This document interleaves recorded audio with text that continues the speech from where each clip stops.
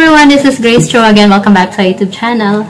Well, before we get started, I would like to say thank you so much to all my supporters, viewers, subscribers from different social media platform, from different countries. So, I do appreciate you guys sa pag-support sa content ko, sa pakikinig, pagtangkilik sa mga in-upload kong videos. At sa mga bago pa lang sa dito sa sa YouTube ko, sa content ko, kung dumaan man to sa FYP nyo po. So, itong content ko is more on work abroad, sa pagbibigay ng update, sa paghahanap ng mga verified and legit agency under PUEA or DMW. So, for you to get notified, don't forget to click the bell notification down below, and also para makuha nyo yung mga importanteng impormasyon na kakailanganin nyo during your application. So, watch this video till end to get the most important information for you to apply. So, the agency that I will provide for you today is GDGAL International Manpower Services Incorporation. Department of Migrant Worker License Number DMW 166-LD-09042023-R. Address, ground floor and second floor, Accent Tower number 33, Shorthorn Street, Project 8, Quezon City. Job vacancies are the following. Number 1, machine operator bound to Taiwan. So, they need 40 applicants. DMW accreditation number 10166220. Salary offered, new Taiwan dollar 27,470 into peso, that is 49,446, or depende po yun sa rate. Kasi meron naman po nag-change rate naman po yung mga currency, di ba? So, itong binigay kong salary is naka-fix na po yun. Pero like for example, tumaas po yung value ng new Taiwan dollar. So, of course, mas malaki po yung value ng pera na marireceive ng pamilya during sa pagpapadala ng mga kamag-anak nyo na nasa abroad. So, how to apply? Copy the link, and the link is provided at the screen. So, i-copy nyo po yun, tapos doon po kayo mag-apply. And also, you can send your application, so the email address of the agency is provided at the screen as well. Contact number for the application, inquiries, update po sa like for example, nag-apply na kayo. So, kung gusto nyo pong magkaroon ng update or gusto nyo pong mag-update, so yung mga number po is nasa screen po para pwede nyo pong tawagan. Number 2, nursing aid bound to Singapore. Wait lang. Yung mga nagtatanong sa akin, bakit, singit po natin. Bakit matagal akong nag-upload? Kasi, gusto ko, pag mag-upload ako is, yung klaro lahat, yung lahat ng mga kakailanganin nyo is nandito, nasa screen, para wala po kayong katanungan, wala po kayong mga, yung sasabihin nyo sa akin, bakit ganon hindi klaro? Bakit ganito may kulang? Kasi totally, kung babalikan nyo po yung mga previous upload ko, wala naman pong kulang doon eh. So, lahat ng mga impormasyon na kakailanganin nyo sa pag-apply nyo is nasa screen po. Ang init. So, yung sa akin is, ako nagbibigay sa inyo ng impormasyon. So, sana makinig kayo or i-play nyo po yung video. Total, wala naman pong bayad sa pag-play ng video, diba?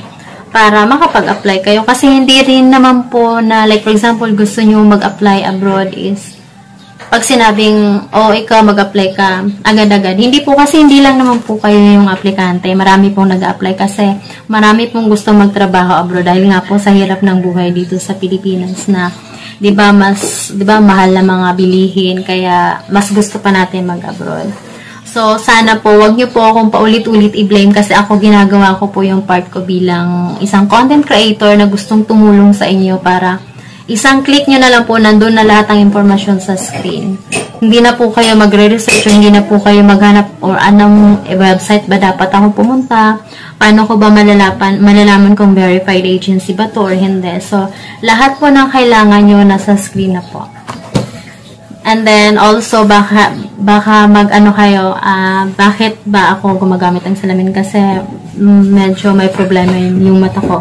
So, itong salamin, tatanggalin ko is, very important po sa akin. And then, nasa ko po, yung mga nagtatanong sa aking previews, nandun po yun sa, nandun po yun sa TikTok shop ko. So, kung gusto nyo bumili, andun po, pwede po kayo makapag-shop.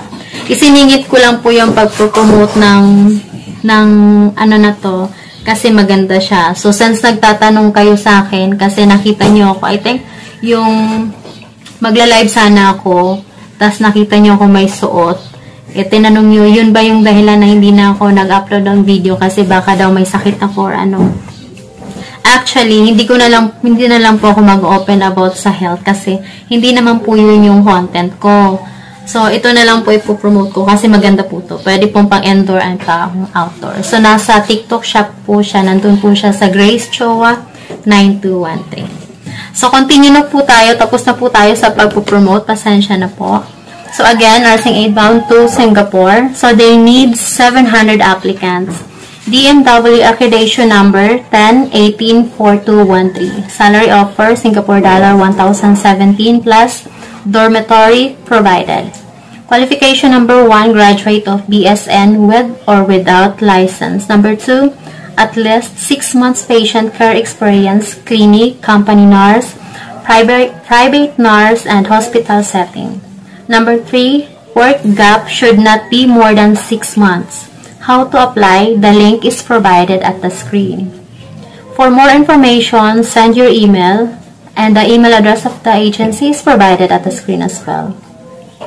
And for the agency number are provided at that screen as well also. So, dun po kayo pwede nyo pong tawagan sila. Like for example, nagtatanong kayo kung pwede bang mag-walk-in sa trabahong pag-apply nyo, kung pwede bang mag-walk-in or hindi, or kung nakapag-apply na ba kayo, pwede ba kayong makapag-update, ganun gusto nyo ng update, so pwede po kayong tumawag sa mga number na nasa screen po.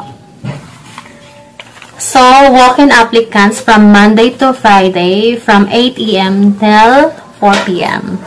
Number 3, physical therapy aid bound to Singapore, they need 10 applicants. DMW accreditation number 10184213. Salary offer, Singapore dollar 1,017 up to 2,250 Singapore dollar plus dormitory provided. So for the qualification number 1, graduate of physiotherapy, occupational therapy with or without license. Number 2, at least 6 months patient care experience, clinic, company nurse, private nurse, and hospital setting. Number 3, work gap should not be more than 6 months. Apply online, so the link is provided at the screen as well. Yan po yung lahat po ng mga importanteng impormasyon na kakailanganin po nyo, lahat po yun is nasa screen. So again, for walk-in applicants from Monday to Friday from 8 a.m. up to or till 4 p.m. Next, vacancy that is bound for Qatar. So, yung Jidigal agency, meron po sila mga vacancy na bound to Qatar. Number 1, sous chef, salary offer, Qatar Riyal 5,000 to 6,000 Riyal. Number 2, chef de party, salary offer 4,000 Riyal up to 4,500. Number 3, chef de party, bakery and pastry, salary offer 4,000 to 4,500 Saudi Riyal. Qatar Riyal. Number 4, waiter and waitresses, salary offer 1,500. Next, junior cello technician, salary offer 2,500 up to 4,000. And then the last one, senior cello technician, salary offer 5,000 to 7,000 Qatar Riyal. Walk-in applicants from Monday to Friday from 8 a.m. till 4 p.m.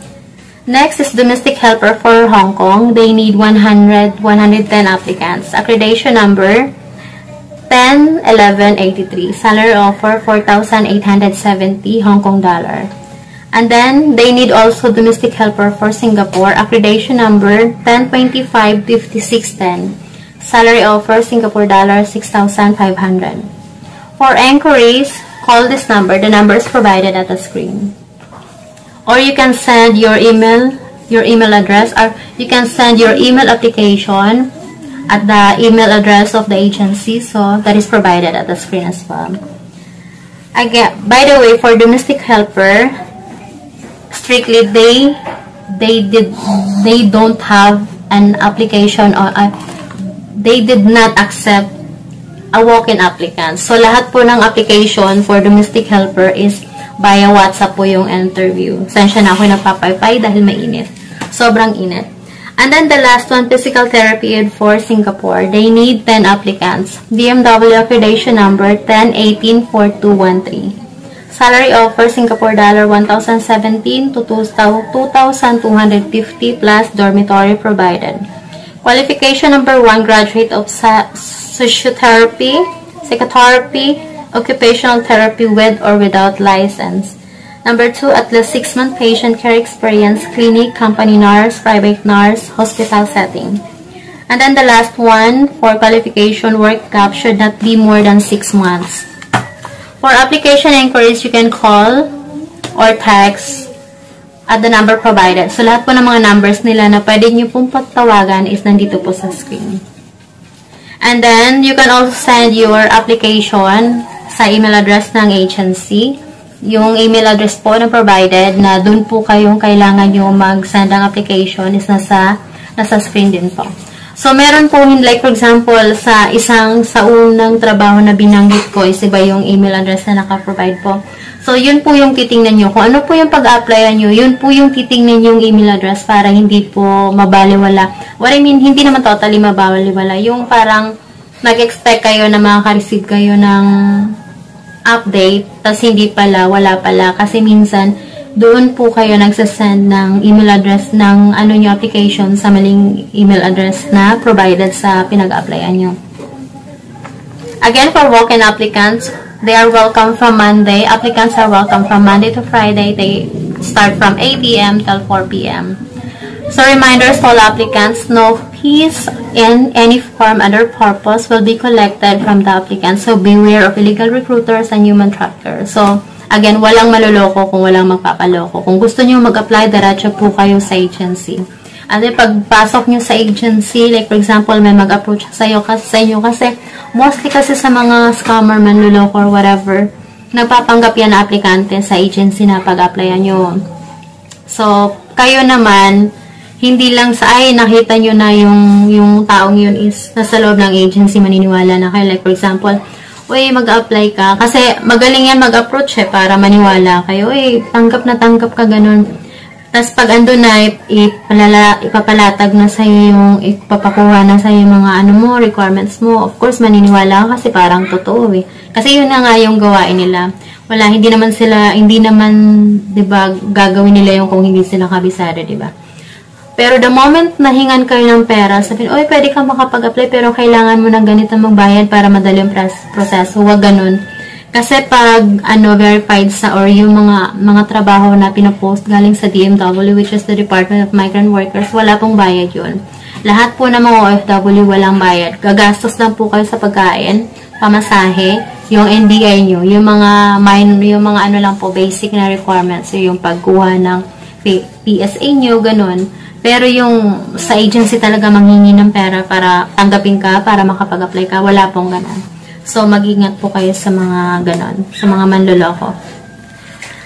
So, for additional information on how to check or verify if the agency is legit, then you can check at the Department of Migrant Workers at www.dmw.gov.ph. Nasa screen din po para kung mabilis man din po ako magsalita, is makukuha nyo pa rin po yung mga importanteng informasyon na kailangan nyo.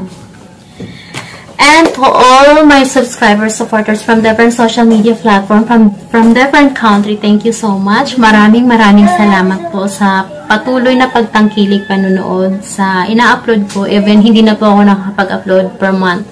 Dahilan po sa may iba din po akong pinopromote na mga product sa TikTok account ko.